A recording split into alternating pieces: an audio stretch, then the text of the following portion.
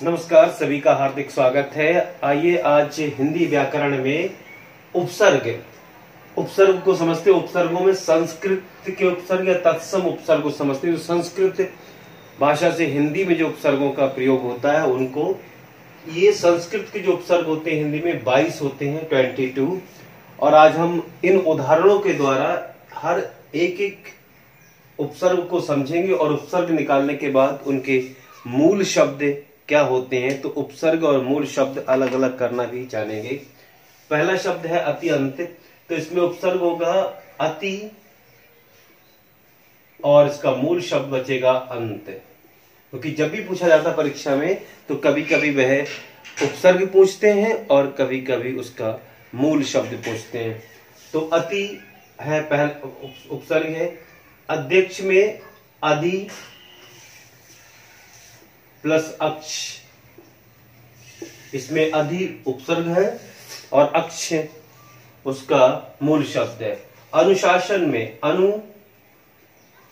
उपसर्ग है और शासन मूल शब्द है।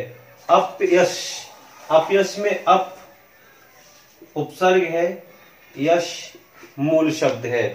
इसी प्रकार अभिनय में अभि उपसर्ग है और नय ये मूल शब्द। अवतार में अब उपसर्ग है, तार मूल शब्द है। उसी तरह ये है आपका आगमन में आ उपसर्ग है और गमन मूल शब्द है। उज्ज्वल में उत, ये दरअसल संधि हो जाती है, जा व्यंजन संधि होकर उत प्लस ज्वल हो जाता है। तो ज्वल मूल शब्द है, उत इसका उपसर्ग है।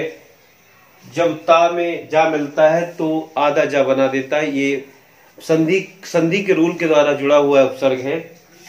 यहां पर उद्गम में उद और गम मूल शब्द उद उपसर्ग है। उपदेश में उपसर्ग है, देश मूल शब्द है। दुराचार में दुर प्लस आचार। दुष्कर में दुष उपसर्ग है और कर मूल शब्द है। दुराकार में निर और आकार इसका मूल शब्द है। उसी प्रकार से निश्चल में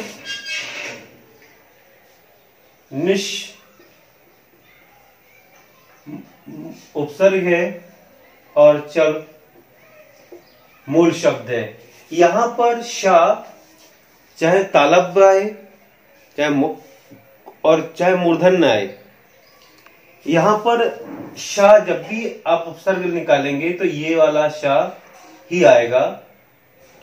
और निपात में नी उपसर्ग है और पात मूल शब्द है। पराजय में परा उपसर्ग है, जय मूल शब्द है। उसी प्रकार परि उपसर्ग है और जन मूल शब्द है।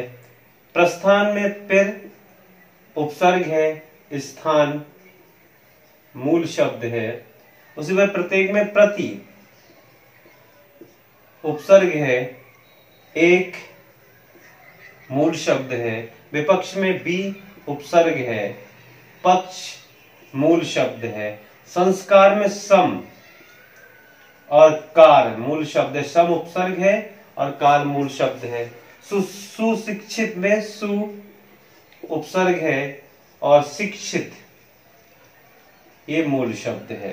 तो इस प्रकार संस्कृत के 22 उपसर्ग जो हिंदी में प्रयोग होते हैं हमने उनकी चर्चा की उदाहरण के द्वारा। तो उदाहरण में किस प्रकार से हम उपसर्ग को शब्दों से उपसर्ग और उनका मूल शब्द को अलग कर सकते हैं।